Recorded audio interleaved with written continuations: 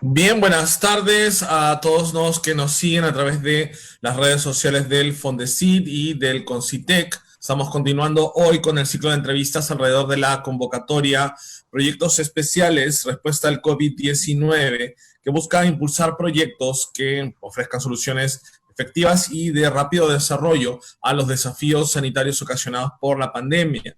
La convocatoria fue organizada por el Concitec a través de su órgano ejecutor, el Fondesit, y cerró su ejecución hace unas semanas con la publicación de los 29 proyectos seleccionados. Estos proyectos recibirán una subvención total superior a los 6 millones de soles, ¿no? Cada uno de estos trabajos recibirá una subvención individual de hasta 350,000 soles. Y recordemos un poco que los 29 trabajos están relacionados con las temáticas generales de desarrollo y o validación de sistemas de detección, en lo referido a metodologías de diagnóstico rápido, kits de diagnóstico portátiles, telesalud y salud móvil, todo lo referido a soluciones digitales inteligentes para acercar al punto de atención los servicios de salud y a los profesionales de salud sin la necesidad de movilizarse. Desarrollos tecnológicos e innovación es la otra categoría referida a la producción de elementos de protección, dispositivos médicos como respiradores, ventiladores mecánicos también, tratamiento en todo lo relacionado con el desarrollo de fármacos y vacunas, y estudios epidemiológicos y sociales que versan sobre genómica, epidemiología molecular y otras investigaciones. En tal sentido, hoy presentaremos el proyecto proveniente de la Universidad Católica de Santa María, en Arequipa, titulado Efecto in vitro de extractos de plantas medicinales, Annona muricata, Erodiction californicum, Citrus sinensis, Copaifera paupera, sobre cultivos de células primarias aisladas de epitelio pulmonar infectadas con COVID-19. Y para hablar de este interesante proyecto que rescata el valor medicinal de plantas que ya veremos más adelante consumimos a diario, vamos a hablar hoy con el investigador principal del proyecto. Él es el doctor José Villanueva Salas, PhD en química de la Universidad de Surrey en el Reino Unido y químico farmacéutico de profesión, profesor principal en las cátedras de farmacognosia y farmacotecnia y director de la Escuela de Posgrado de la Universidad Católica de Santa María, como ya dije, en la Ciudad Blanca, Arequipa. Ha participado en varios proyectos con financiamiento internacional y local en áreas de productos naturales y neurociencias, así como en ciencias medioambientales. Doctor Villanueva, buenas tardes. Buenas tardes, Hans. Primero que nada, agradecerte la deferencia que han tenido tú y el Concitec de invitarnos a difundir un poco de lo que podemos hacer también en provincias y sobre todo en áreas que no están muy mencionadas en la actualidad, dado que, como tú has mencionado, hay bastantes trabajos realizándose en métodos de diagnóstico, en esto de los respiradores, etcétera, y también en genómica. Pero hay un aspecto que faltaba quizás enfatizar, y básicamente la idea de este proyecto es sentar las bases para poder ensayar un gran número de sustancias que luego pudieran ser utilizadas en beneficio del control de esta pandemia. Bien, doctor, un poco para aterrizar el tema con quienes nos están siguiendo a través de las redes sociales y de repente no están muy relacionados con estos nombres científicos, pues creo que es necesario mencionar que estas plantas cuyos nombres o cuyos denominaciones taxonómicas he mencionado al inicio, la Annona muricata, Erodiction californicum, Citrus sinensis, Copaifera paupera, son nada más y nada menos plantas como la guanábana, el naranjo, ¿no? La copaiba, que es también una planta de la selva, y la hierba santa, ¿no?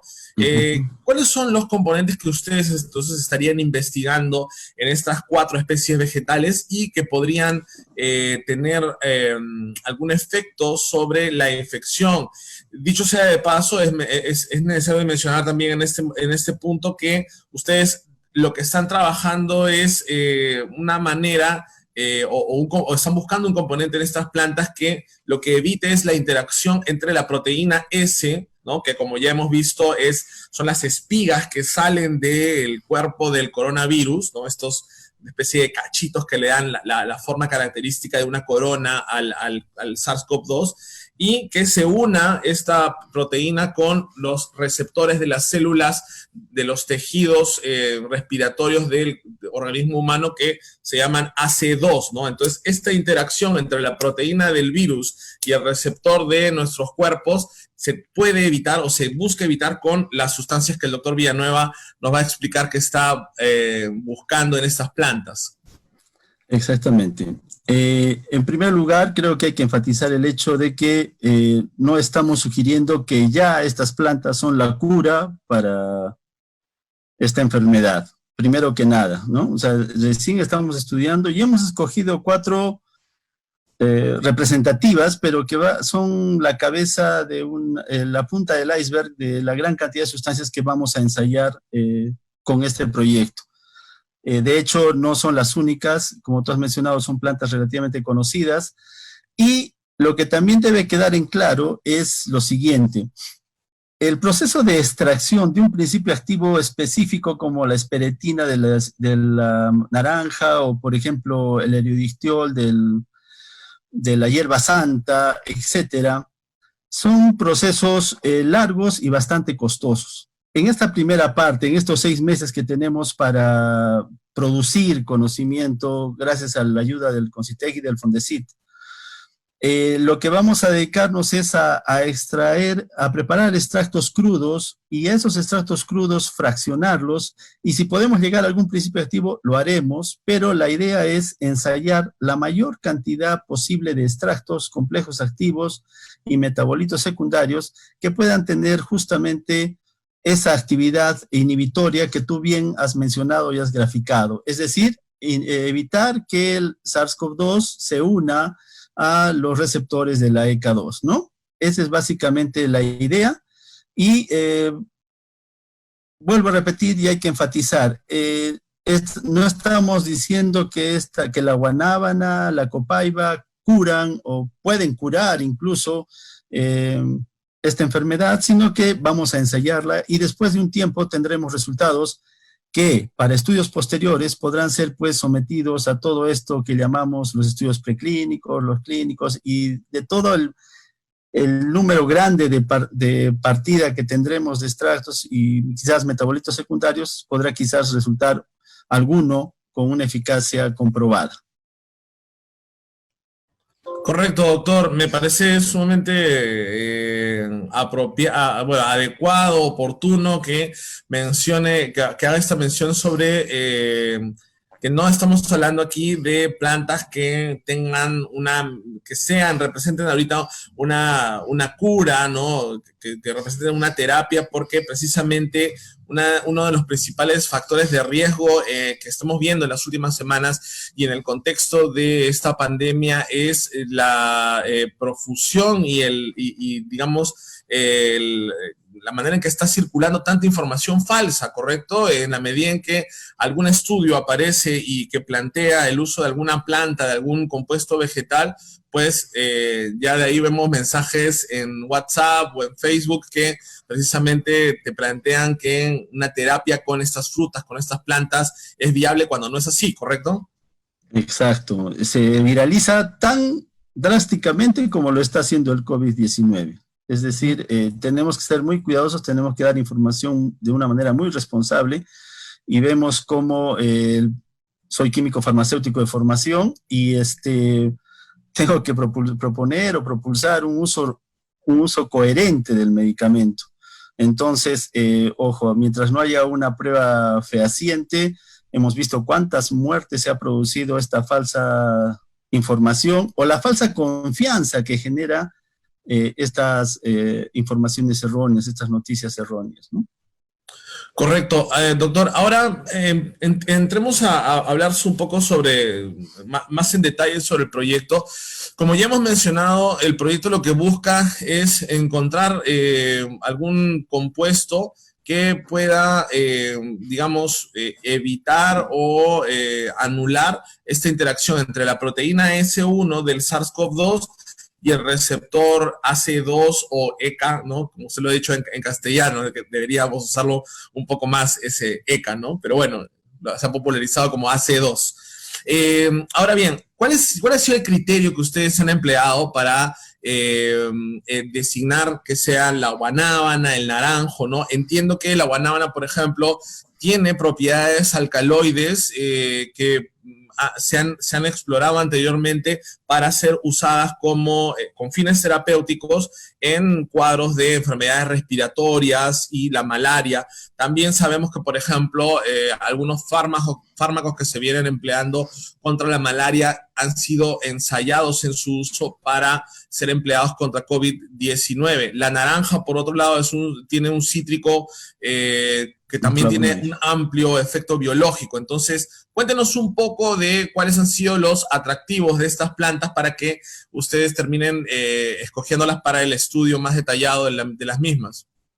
Perfecto. Cuando salió la convocatoria que tú bien has mencionado, esta es una convocatoria rápida. Nosotros teníamos la infraestructura más o menos establecida para un proyecto de este tipo, así que hicimos una búsqueda relativamente rápida también de las bases bibliográficas para ver qué sustancias o qué plantas medicinales podrían tener algún activo que nos diera una probabilidad de éxito en inhibir esta interacción. Vuelvo a repetir, no son las únicas que vamos a ensayar. Estas 4 plantas nos han permitido ganar el concurso y ser receptores del financiamiento del CONCITEC, pero definitivamente vamos a ensayar 10 veces más, creo. Tú hablabas, por ejemplo, de esta guanábana tan recomendada para tratar el cáncer y otras enfermedades, donde es cierto, hay sustancias de tipo alcaloide. Estos alcaloides pueden adquirir carga de acuerdo al pH en el que se encuentren. Esta carga presente en la estructura de los alcaloides podría garantizarnos una unión bastante fuerte, una interacción bastante fuerte con el receptor ECA2, y lo que garantizaría pues el formar una barrera contra la entrada de este virus. Ese tipo de razonamiento es el que nos ha llevado a buscar o tratar de encontrar sustancias que tuvieran alguna posibilidad de éxito, y también flavonoides como la esperetina, etcétera. Pero como mencionaste, este alcaloide de la guanábana, o estos alcaloides de la guanábana, perdón, es creo que el ejemplo más interesante para poderlo usar como justificación en nuestro trabajo.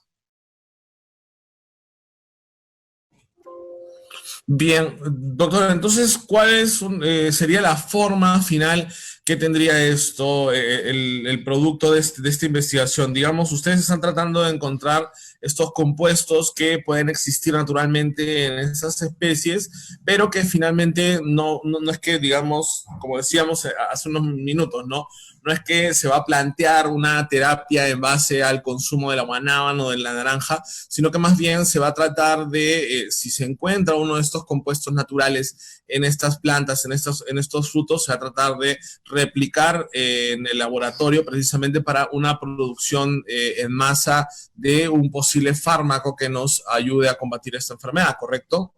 Exacto. El paquete tecnológico que nos estamos comprometiendo a entregarle al CONCITEC en esta oportunidad va a estar constituido por el método de extracción, la caracterización de estos extractos y complejos activos, y el dato clave que va a ser el IC50, la concentración inhibitoria 50 de estos compuestos ante la interacción de la proteína S y el receptor ECA2. Entonces, con esos datos validados por una serie de técnicas moleculares, vamos a aplicar Western blot, vamos a aplicar inmunofluorescencia indirecta, vamos a aplicar PCR en tiempo real, etcétera. Con los datos que salgan de estas tecnologías, de estos métodos, vamos a poder sustentar estos valores de IC50, de dosis inhibitoria 50, que serían el punto de partida para ir desarrollando, como dices tú, o proponer una terapia a base de estas sustancias. Hay que tener en cuenta que este es un proceso relativamente largo, de bastantes años, pero tenemos una ventaja, que si estas sustancias se encuentran, por ejemplo, o llegamos a probar que estos alcaloides de la guanábana pudieran ser útiles en este sentido, yo creo que el tiempo de diseño del medicamento se podría cortar, dado que la guanábana ha demostrado una seguridad considerable en su consumo, es decir, nadie ha muerto por comer 2 o 3 guanábanas en un día, ¿no? Entonces, creo que el hecho de usar como fuente un producto natural de consumo diario podría en cierta forma ayudarnos a acortar el tiempo de desarrollo de ese medicamento o esa esperada terapia. Bien, doctor, entiendo que ustedes lo que van a, con lo que van a trabajar, además de esas plantas, es con tejido epitelial pulmonar, o sea, perdón, con tejido pulmonar infectado con SARS-CoV-2, ¿correcto? ¿Cómo están haciendo con el tema de precisamente conseguir este material sobre el cual van a probar los diferentes compuestos que puedan surgir de el estudio de estas plantas, ¿no? Están trabajando de repente con alguna otra entidad que les facilite el acceso a estos tejidos. Cuéntanos un poco sobre eso. Muy bien. Hay que tener en cuenta que este proyecto no nace, vamos a decirlo así, sin base. Este proyecto tiene mucho que ver con las actividades realizadas por el doctor César Bernabé Ortiz en el doctorado de Ciencias de la Salud, que por cierto también está financiado por el CONCITEC en nuestra universidad, donde se vienen desarrollando varias líneas de investigación, incluyendo el cáncer, el Alzheimer, el anemia, etcétera. Esta infraestructura que hemos podido establecer en base a este tipo de proyectos y a otros, de los cuales ya, si desean, podemos hablar también, ha permitido que ya tengamos incluso estos cultivos de células epiteliales. Tenemos la infraestructura para cultivarlos y mantenerlos, así como para caracterizarlos y determinar su viabilidad.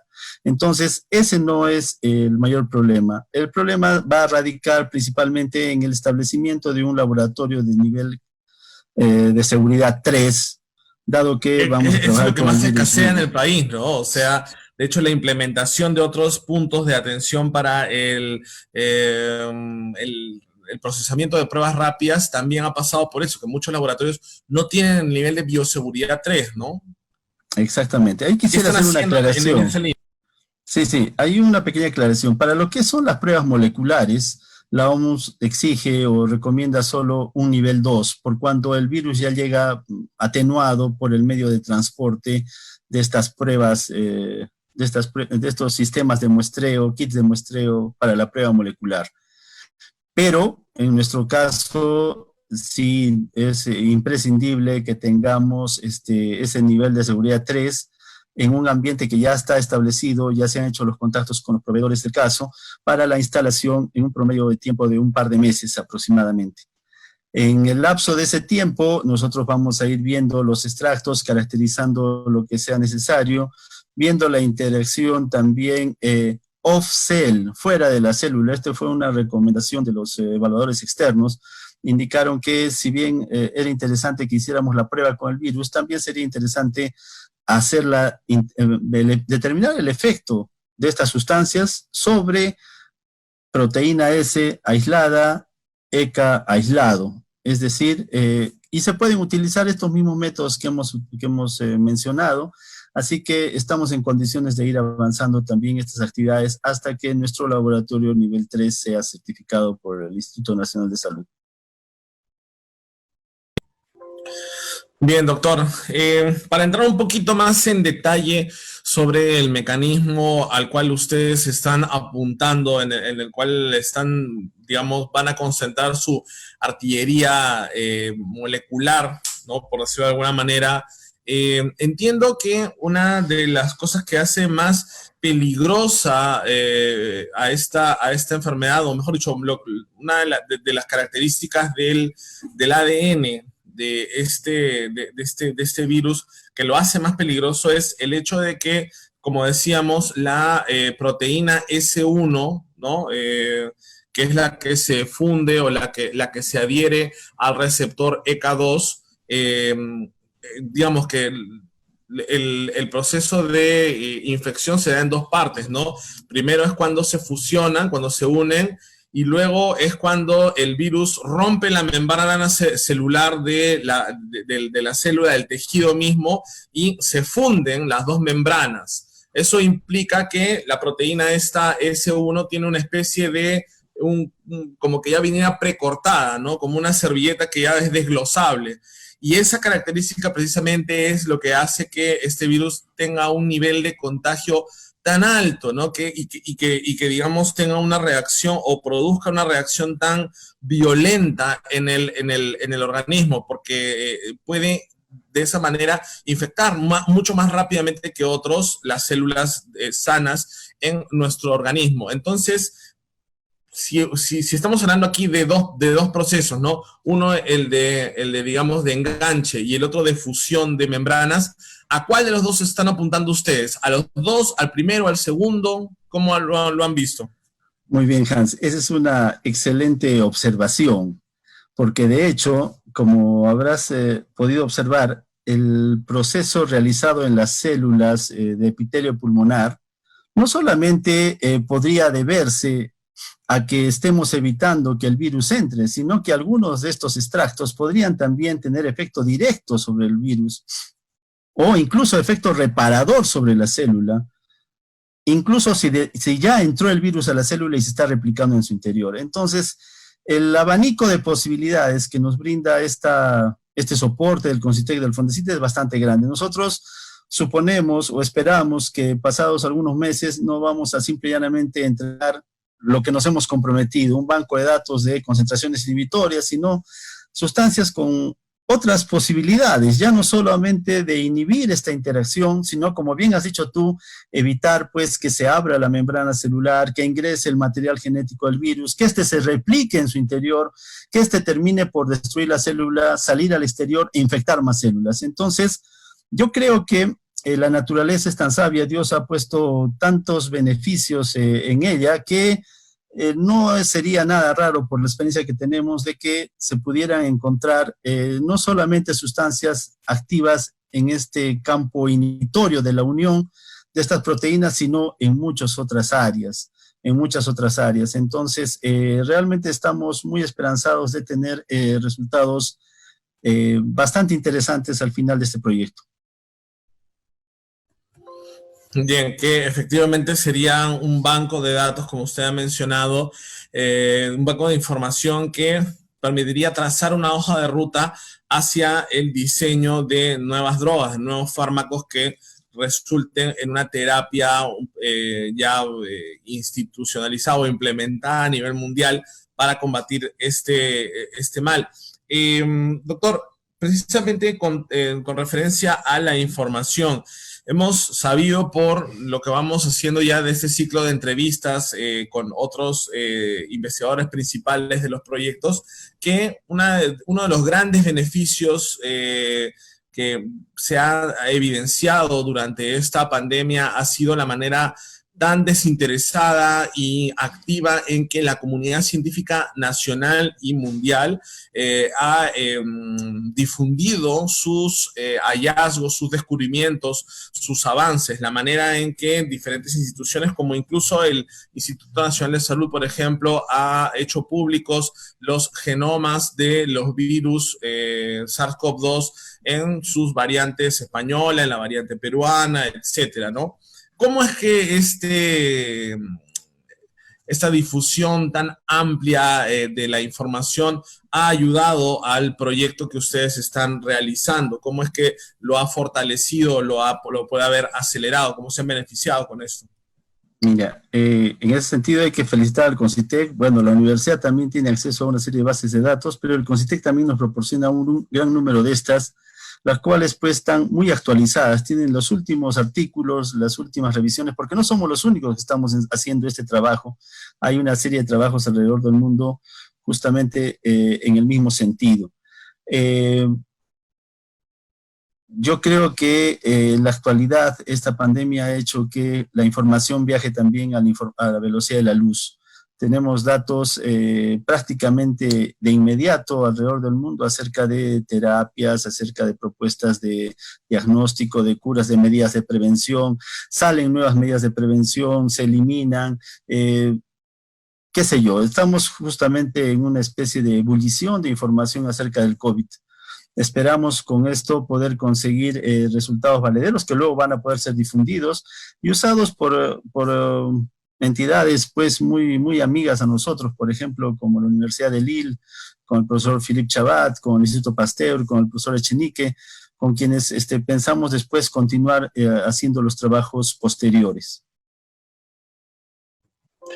Doctor Villanueva, si usted tuviera que mencionar un ejemplo exitoso de una investigación que haya ahondado en los compuestos químicos de una planta, de un fruto, y que a la postre haya esto sido la base para el desarrollo de una terapia farmacológica implementada con éxito a nivel mundial, ¿cuál sería? ¿Cuál sería el ejemplo con el que usted, digamos, vendería mejor esta propuesta?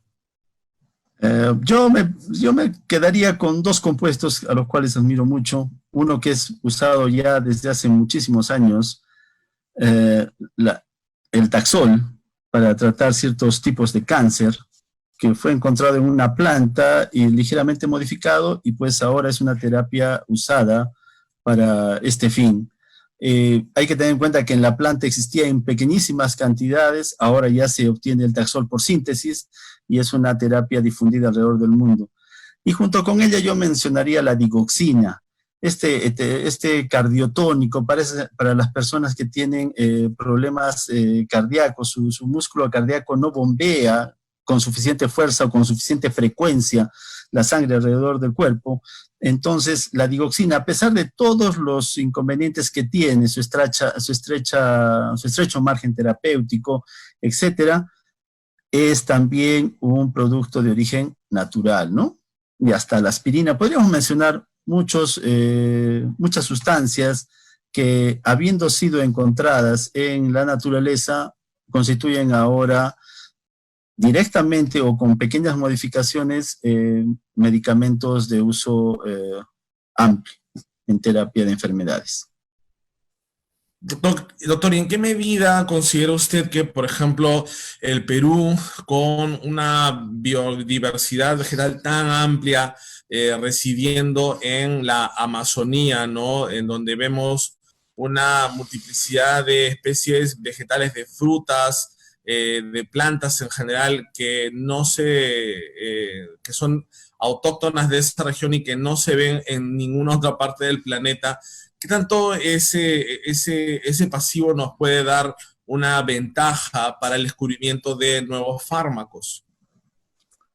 Creo que esa ventaja es insuperable, ¿no? La biodiversidad con la que contamos en el Perú, especialmente como has mencionado tú en la selva, nos da un sinnúmero de oportunidades. Muchas de esas plantas han sido ensayadas contra una serie de enfermedades, pero ahora tenemos un nuevo objetivo, una nueva diana. Tenemos que ver cómo podemos combatir a esta pandemia, a este SARS-CoV-2. Entonces, yo creo que es una fuente inagotable porque al igual que el Taxol, que muchas veces lo ensayaron para una serie de cosas, solamente cuando fueron a las concentraciones más bajas, encontraron los compuestos más pequeñitos, ahí es donde estaba el poder activo. Entonces, como te mencionaba al comienzo de esta entrevista, este es solamente la punta del iceberg, ¿no? Definitivamente no son las únicas sustancias las únicas plantas, perdón, que podríamos ensayar con la metodología que vamos a implementar y con el equipo de trabajo que tenemos podemos trabajar por un buen tiempo, mucho más allá de los 6 meses, con el fin de buscar alguna alternativa eficaz para el tratamiento de esta enfermedad.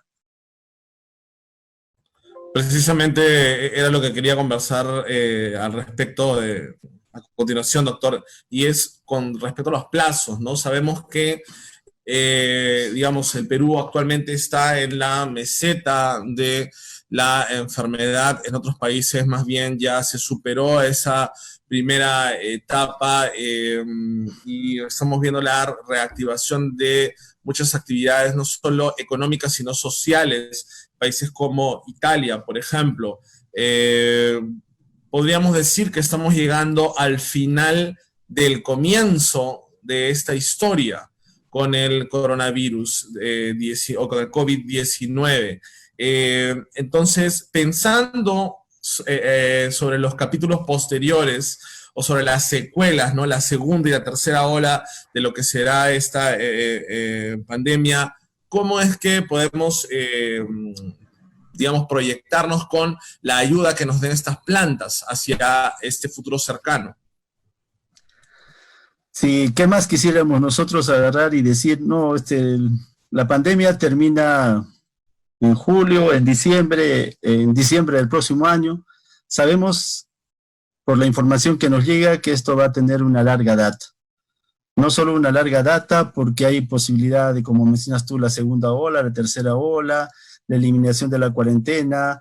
Ya hemos visto que Wuhan otra vez tuvo que retomarla. Entonces, este virus al parecer no se va a ir tan rápido. Al principio pensamos, uy, 6 meses, cuando ya tengamos algo en la mano, ya no va a ser importante. No, yo creo que siempre va a ser importante por un factor adicional. Este virus está mutando. Este virus muta constantemente y este banco de datos, este banco de sustancias activas, de complejos activos, que seguramente van a tener diferentes efectos, no solamente el inhibitorio sobre la unión de las proteínas, sino con acción vidicida o con un simple efecto antioxidante, un simple efecto antiinflamatorio que vemos que podría ser beneficioso en este tipo de enfermedad.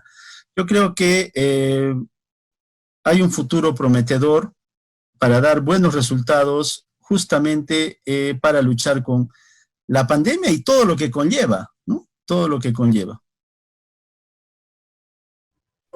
Sobre todo, doctor, porque sabemos que también ese virus ataca de diversas formas a los diversos tipos de pacientes, ¿no? A gente de la tercera edad la ataca distinto que de repente a quienes no están en la tercera edad, pero tienen sobrepeso, alguna enfermedad cardíaca o respiratoria preexistente, ¿no? Entonces, también en qué medida un poco ustedes pueden adelantarse a esas circunstancias, eso por un lado, y lo segundo, también lo que usted mencionaba, ¿no? Cómo ganarle la partida a un virus que en la práctica puede mutar durante los próximos meses. Así es. Un factor que nos hemos olvidado de mencionar y que es importantísimo justo en estos tiempos de cuarentena y muy relacionado con este virus es el estrés. El estrés que nos está produciendo la buena y mala información, el estrés que nos produce el confinamiento, el estrés que nos produce la situación económica, etcétera. Hay que tener en cuenta que este es un virus y como tal, de hecho, va a afectar más a aquellas personas con un sistema inmunológico deficiente, un sistema inmunológico afectado por el estrés, afectado por la mala alimentación, etcétera. Entonces, el empleo de esta planta, de una dieta sana, ya de por sí, el hecho simple y llanamente de alimentarse sanamente con una dieta rica en antioxidantes, ya es una especie de escudo para esta enfermedad. Entonces, creo que ese aspecto de una dieta rica en antioxidantes debiera ser algo que toda la población debiera tomar en cuenta, ¿no? Y no estoy hablando de medicarse, simplemente estoy hablando de comer más frutos de color, de comer más zanahorias, vegetales frescos, frutas, etcétera. Y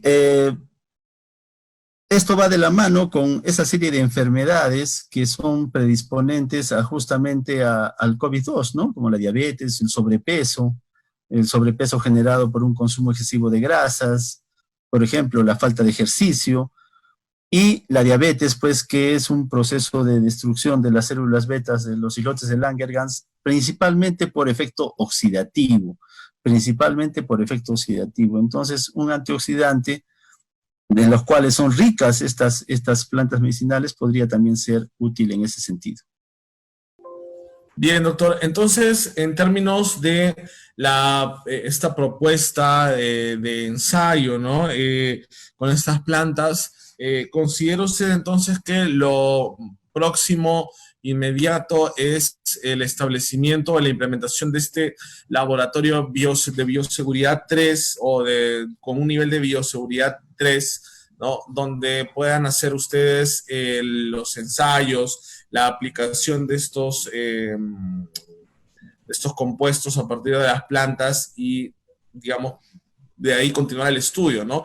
¿Cuánto tiempo cree usted entonces que podríamos tener un banco o una base de datos de información detallada sobre estos compuestos y sus posibilidades? Resultados de lo que tú mencionas, a partir del mes 3 ya debemos tener los extractos elaborados, el mismo laboratorio seteado, tenemos los cultivos de células, el muestreo del coronavirus va a ser relativamente sencillo por los convenios que tenemos con los hospitales. Entonces, yo espero que del mes 3 al mes 6 va a empezar a caer toda la información relacionada con justamente la actividad de estas sustancias, de estos complejos activos, si fuera posible de estos metabolitos secundarios presentes en estas plantas medicinales. Bien, doctor, cuéntenos un poco sobre la conformación de su equipo. Digamos que para la mayoría de este tipo de proyectos en los que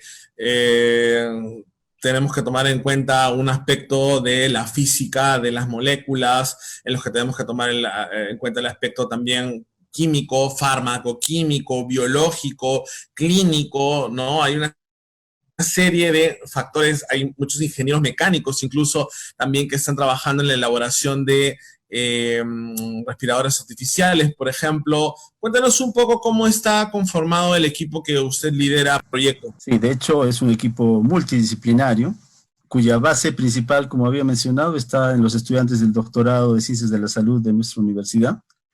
Tenemos 2 médicos cirujanos, un médico veterinario, tenemos 2 enfermeras, tenemos conmigo 2 químicos farmacéuticos y tenemos 3 ingenieros biotecnólogos. Ingenieros biotecnólogos, hay que tener en cuenta que la Universidad Católica de Santa María fue la primera institución educativa en el país que tuvo esta carrera y justamente estamos cosechando porque algunos de estos ingenieros biotecnólogos se han obtenido su grado de magíster en Francia y han venido al Perú a justamente retribuir sus conocimientos. Hay gente que ha estudiado en España y bueno, estamos con todo el bagaje de experticia que necesitamos justamente para desarrollar este proyecto, sin obviar siempre la asesoría del doctor César Bernabé Ortiz, que tiene pues mucha experiencia, mucha experticia en los temas moleculares. Bien, doctor Villanueva, vamos con algunas preguntas que han llegado a través de nuestras redes sociales. Un saludo para quienes nos siguen en la transmisión y que nos han venido siguiendo desde la semana 1. Preguntan acerca de qué política se podría aplicar para no arrasar con las plantas que otorgan estos beneficios o contra estas enfermedades y otras, ¿no? Sin embargo, claro, digamos que ese no es su competencia, no tendría por qué ser su área de expertise, pero de repente, ¿tiene usted alguna opinión al respecto sobre cómo es que se podrían aplicar algunas políticas que no solo protejan, sino que más bien incentiven, ¿no?, el cultivo, la crianza de estas especies vegetales originarias para, de alguna manera, también dinamizar la industria farmacológica en el país? Sí, bien, tenemos muy malas experiencias con la uña de gato hace algunos años, con la maca recientemente, experiencias que nos llevan pues a evaluar con mucho cuidado el uso racional de nuestros recursos.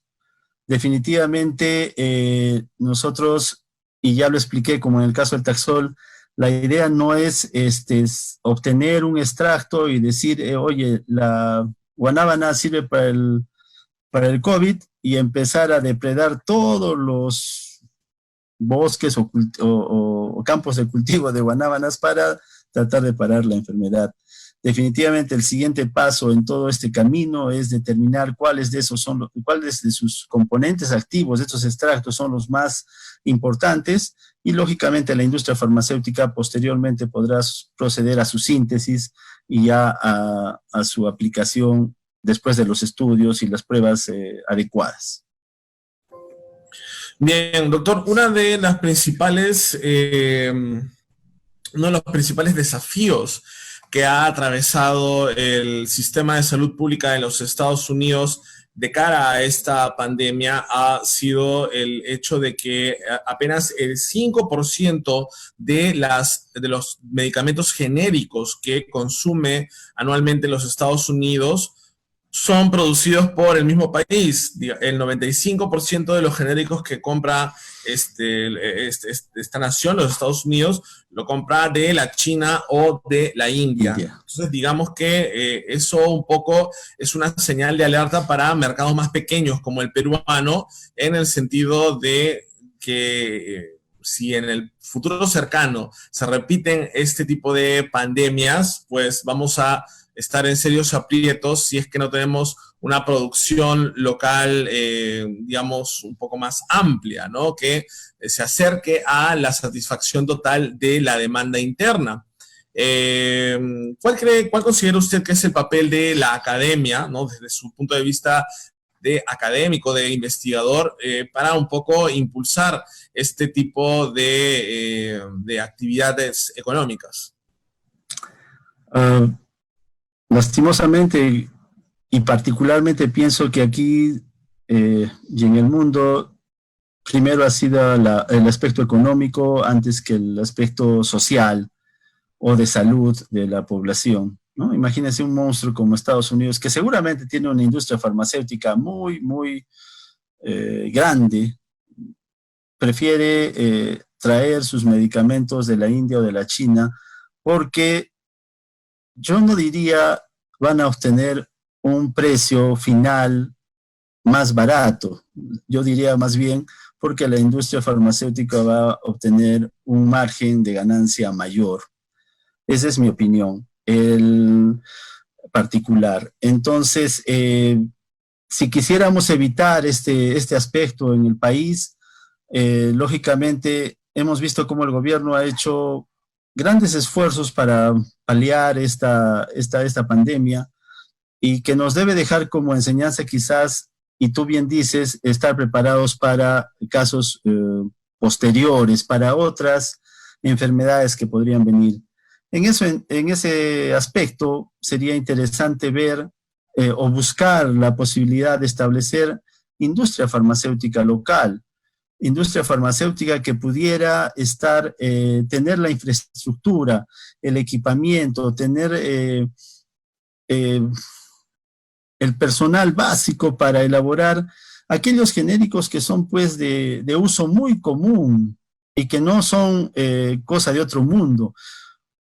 No es que se requiera pues un equipamiento monstruoso o de otro planeta para producirlo, no, para nada. De hecho, hay industria local que lo puede hacer, pero sería interesante la participación del gobierno con el fin de establecer un laboratorio de producción farmacéutica de referencia que pudiera ayudar a balancear en esta política de libre mercado, ayudar a balancear los precios y los costos de los mismos. Bien, doctor, comprendo. Vamos con otra de las preguntas que ha llegado desde las redes sociales. Nos preguntan si esta es una alternativa viable, tomando en cuenta los sobrecostos, ¿no? En lo que respecta a los precios de algunos medicamentos, ¿no? Digamos que en las últimas semanas hemos visto como algunos de los fármacos que se vienen recomendando, que todavía ni siquiera hay uno que sea la panacea o una bala segura, una bala de plata para esta enfermedad, pero muchos de los fármacos que se están aplicando, como la cloroquina, la hidroxicloroquina, la acitromicina, etcétera, pues vienen subiendo sus precios en una serie de lugares. Entonces, eso normalmente se contrarresta con una oferta amplia de estos fármacos. Digamos, la pregunta va por el lado de si es que buscar compuestos en las plantas es una alternativa viable, tomando en cuenta que otros, que los fármacos de otro origen, pues, pueden ver sus precios elevados en ese tipo de coyunturas, ¿no? Sí, como tú has mencionado, son prospectos de terapias para esta enfermedad. En algunos casos han funcionado, en otros casos han sido realmente nefastos. La citromicina nos puede ayudar a contener algunas enfermedades concurrentes o provocadas por el mismo COVID, pero no va a actuar específicamente sobre el COVID. Entonces, lo que buscamos son alternativas. Lo que buscamos son alternativas. Alternativas que nos den un poco, que ojalá nos brinden una mayor seguridad en la terapia de esta enfermedad. Ojalá nos brinden coadyuvantes para el tratamiento de esta enfermedad y que nos permitan en un tiempo largo o corto, qué sé yo, poder proporcionar a la población justamente eso, ¿no? Alternativas al alcance de su bolsillo, alternativas que con ayuda del gobierno puedan ser distribuidas de una manera social y equitativa. Yo no estoy en contra de la política de libre mercado, pero en nuestro país mucha gente le saca la vuelta a esta política y lógicamente los productos no suben porque sean más caros, sino es simplemente oferta y demanda. Y aquí hay que hacer quizás una diferenciación entre lo que es una botica y una farmacia, ¿no? En la farmacia está, vamos a decir así, el dueño es el químico farmacéutico. Y ahí podría yo decir que hay una mayor responsabilidad.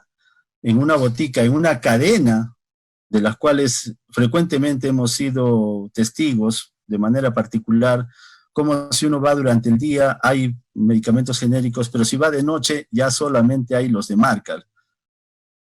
Mágicamente los genéricos desaparecieron para la noche. Entonces, ahí hay que tener en cuenta, hay gente que aprovecha la situación en beneficio propio.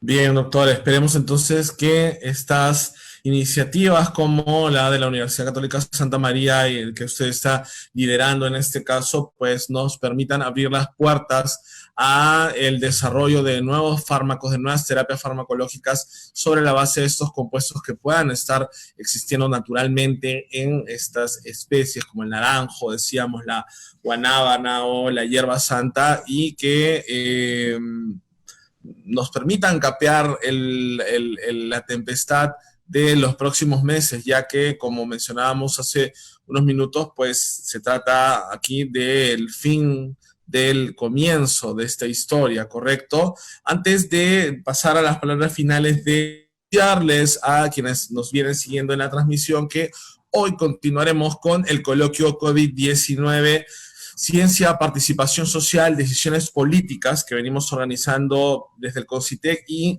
que compartimos todas las tardes a través de streaming en la página web, perdón, el perfil del CONCITEC en Facebook. Entonces, hoy abordaremos el tema, el papel de las universidades y de los institutos públicos de investigación.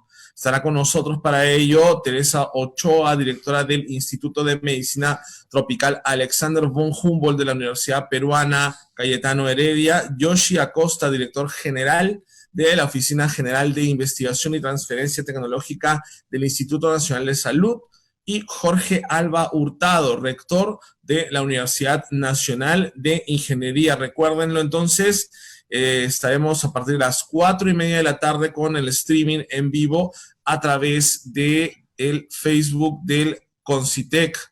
Bien, doctor, ha sido usted muy amable por su tiempo. ¿Algunas palabras finales? Simplemente reiterar el agradecimiento a tu persona por la deferencia y al CONCITEC al CONCITEC y al Fondesit por todo el soporte que están dando, no solamente a todas las universidades del país. Muy bien, doctor, muchas gracias nuevamente y gracias a quienes nos siguieron nuevamente en esta transmisión. Conmigo será hasta mañana. Cuídense. Hasta mañana, Hans.